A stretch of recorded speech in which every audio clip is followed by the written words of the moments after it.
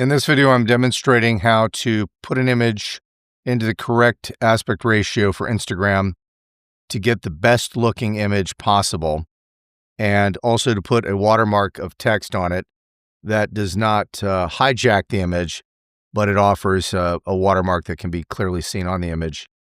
This is a beautiful image that was captured by Brian E. Small, an ornithologist and the foremost photographer of birds in the world.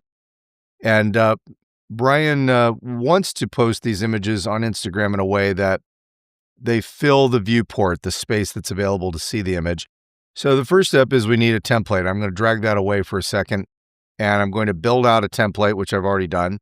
You want a template that has a 4:5 aspect ratio. In other words, if you put it into a fraction, it would be 4/5 or 4/5.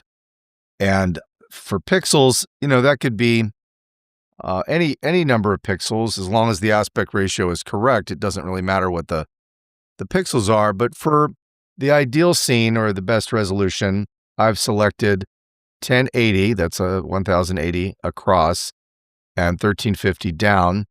The aspect ratio could be any number of pixels as long as the division of the top number by the bottom number is going to be the same as 4 divided by 5. So, you can ask ChatGPT to do the math if you like. I picked this ratio. These settings don't really matter. This one might matter for print if you're going to print something, but we're not printing. This could be anything. It doesn't matter if it's 300 DPI, 72, 96, it makes no difference. So the next thing is, once we have a template, we want to save that template to the computer, and then we don't want to destroy the template, so we'll make a copy. Let's pretend we've already made our copy because this is a copy. And then we will drag that beautiful image into this viewport. Now, the image is smaller than the available size here. The ideal scene is that the resolution of the image is going to be higher than the template. So when you're posting images, it's always a good idea to have something that's bigger than what you're going to use. So in other words, this won't be the same resolution as the template. It might get a little blurry. I'm not sure. I don't think so, but it might. If you don't have good resolution, it won't be the best it can be. So ideally, this should have been a higher resolution image. I just grabbed this off the internet. But when you have an original image and you put it into your template, you want it to be bigger than the template in the perfect scene. So once I've done that, the next thing I want to do, you'll notice there's layers over here, is I want to add text. So here's the text option right here. And then you can drag a box by just holding the button down on the left mouse button. And then you've got a box, and then we want to put Brian E. Small.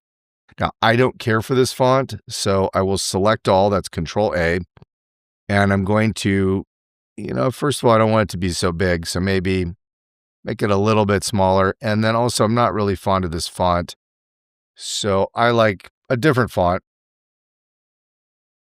Truino, let's give that a whirl. I kind of like Truino. It's a font that I like, but it's a little too big, in terms of strike that. It's a little too bold because it's so white.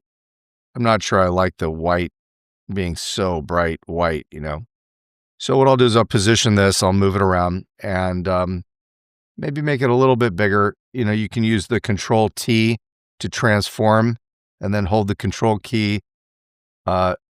Shift key, down, and then you can make it a little bit bigger if you want to. And then go ahead and use the checkbox to commit to that adjustment.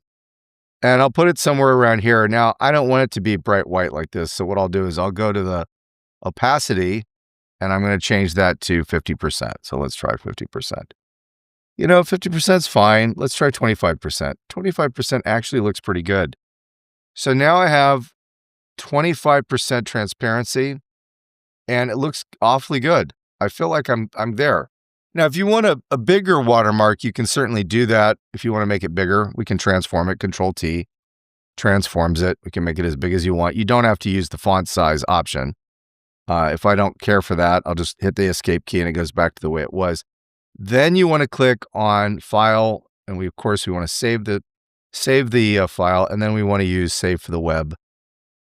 And then once we have Save for the Web, we have different options. I like lossless, so I set up a preset for lossless, which you can do. You can make presets if you want and set them up.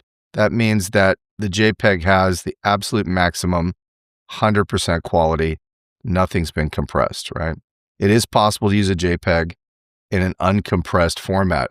That's something that folks may not be aware of, but you have the option to use a lossless JPEG format. Folks don't realize that. They usually think they have to use some other format. No, indeed, you can make a JPEG with no compression. It is an option.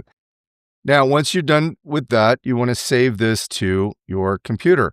So here we see I've got a folder that's the one that I previously used, but that's not the folder I want to put it in. So what I'm going to do is I'm going to copy and paste the URL of my folder. So here's what we do. We grab the URL, and I use Control-C. That's the shortcut. Most people use right-click copy, but I just go highlight, Control-C. Same difference. And then I put that here. I delete what's there, and I just paste in the URL for the folder location, Uniform Resource Locator, URL, and then press Enter, and then indeed we're back in the folder. Then we're going to call this something. Let's give it a name. I want to call this the bird image final. Of course, Brian's going to want to put the species name, and then click Save.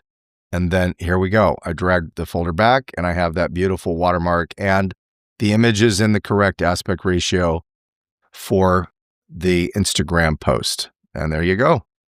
That's the entire demonstration. Now you've got beautiful watermark. You've got the correct size for Instagram. When you post this, it will fit beautifully and look amazing.